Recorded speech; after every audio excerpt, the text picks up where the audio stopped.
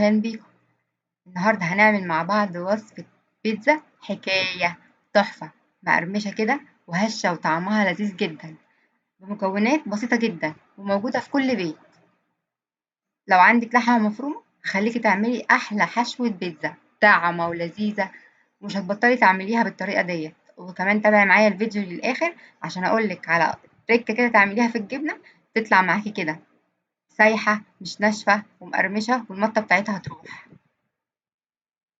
لو عندك لحمة مفرومة هقولك على أسهل طريقة تعملي بيها حشو فظيعة. لو أول مرة تشوفيني، أنا أماني ودي قناتي أسهل وصفة وأسرع طبخة. ولو لسه ما اشتركتيش في القناة اشتركي في القناة وفعلي الجرس عشان يوصلك كل جديد. دي بقى بيتزا بالخضار والجبن، حاجة كده بسيطة وسهلة خالص. طماطم وبصل وفلفل وجبنة موتزاريلا وجبنة ميكس، تحفة. وهتعمليها بتكلفة بسيطة جدا. وشايفين الطروف مقرمشة ازاي؟ حاجة كده حكاية. هقول لكم في الفيديو على كل حاجة، تابعوني للآخر وهتعرفوا الوصفة كاملة. وما تنسيش اللايك. يلا بينا بقى. أنا هنا في العجان معايا كيلو دقيق. الدقيق بيبقى متعدد الاستخدامات. دي معلقة ملح صغيرة، الملح ده مش كتير، بالعكس ده هيخلي الدقيق طعمه حلو جدا. والعجينة طعمها حكاية. هنا معلقتين زعتر كبار،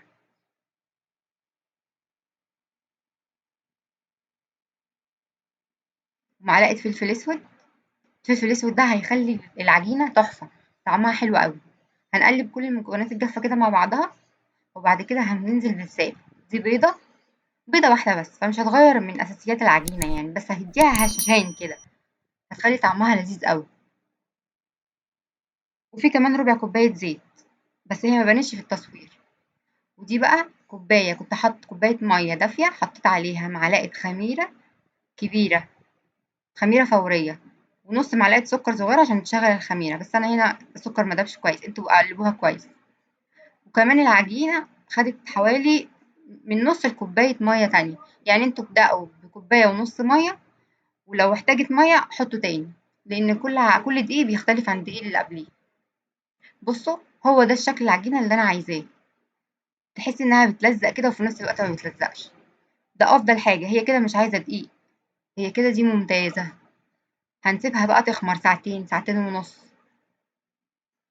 شايفين بقت هشة ازاي؟ تحفة.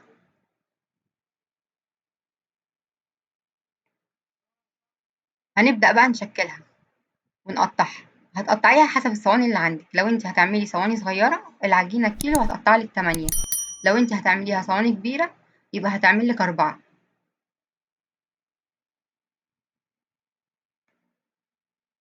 ما تنسيش بقى اللايك والشير، لو الفيديو عجبك اعملي لايك. هنا كورنا كل العجينة وشلناها على جنب وغطيناها، وهناخد بقى واحدة واحدة نعملها في الصينية.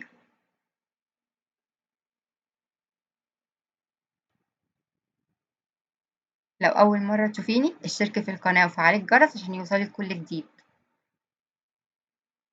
ولو في أي تعليق أو استفسار عن الفيديو اكتبولي في الكومنتات وأنا هرد عليكم.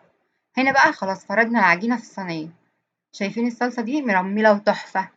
أنا عاملاها قبل كده في فيديو البيتزا، كان بالجمبري والسلامي، اللي يحب يشوفه هسيب لكم اللينك في صندوق الوصف، وطريقة الصلصة بالظبط في الفيديو.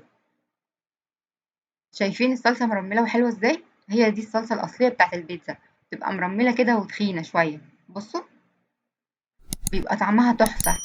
لو حطيتيها كده على البيتزا ودخلتيها الفرن طعمها رائع. ودي الحشوة بقى، حشوة بسيطة خالص، لحمة مفرومة معصجة عادي جدا، بس البصل هنقطعه كبير شوية. وبعد ما تستوي اللحمة بالبصل هنقطع عليها الفلفل. أنا ما بحطوش على الوش، بحطه في اللحمة عشان يدبل شوية، عشان تحسي بطعمه كده يعني حلو.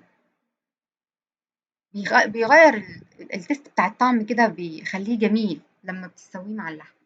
جربوها بالطريقة دي وقولي لي رأيكم ايه في التعليقات تحت. هنرصها كده عادي بقى خالص ونحط عليها الزيتون.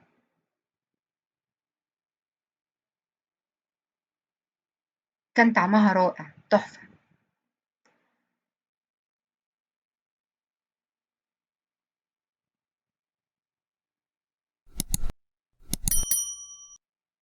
ما تنسوش تعملوا لايك، اللايك مهم جدا يا جماعة. كده خلاص أنا حطيت الزيتون.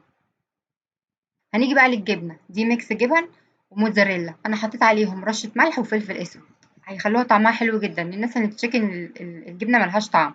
بس مش هنحطها على البيتزا دلوقتي، أنا هدخل البيتزا الفرن، نص السوا بتاعها هيبقى في الفرن من غير الجبنة. بصوا بقى، دي نفس الحشوة بالظبط، دي صينية تانية، بيتزاية تانية، بس زودت عليها من على الوش طماطم مكعبات وبصل. اللي حابب يزود كده يزود، بس طعمها كان رائع، تحسي ان انت بتاكلي بيتزا تانية. انا ما حطيتش الجبنة من الاول على البيتزا، عشان لما بتاخد سوا البيتزا كله الجبنة بتسيح وترجع تستوي زيادة وبتنشف وبتاخد لون. فاللي مش حابب يديها لون وتنشف كده منه، يسوي البيتزا نص سوا ويرجع يحط عليها الجبنة زي دلوقتي كده. بصوا انا كده خرجتها. هي البيتزا على حسب كل فرن على اعلى درجة، يعني انا بتاخد معايا مثلا 20 دقيقة مثلا أو ربع ساعة ساعات، فنص الوقت بيبقى في الفرن من غير جبنة، أطلعها أرجعها النص التاني. فانتوا اعملوها كده، نص السوا من غير جبنة والنص التاني بحط الجبنة وادخلها تسيح وتخرج. كده بقى أنا رشيت الجبنة. الجبنة بقى عايزين تزودوا جبنة عن كده براحتكم، أنا كده بالنسبة لي تمام جدا. شايفين؟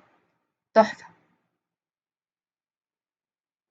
كده طلعت من الفرن خلاص، شكلها رائع وطعمها وريحتها كانت قلب البيت كله. لازم تجربوا الطريقة دي.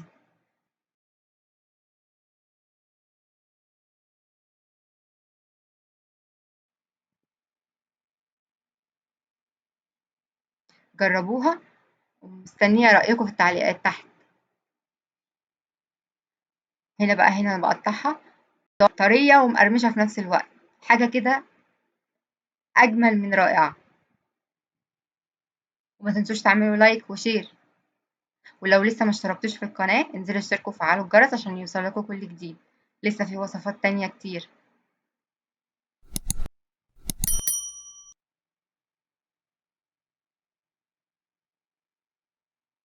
وصفة لذيذة وتحفة، لازم تجربوها.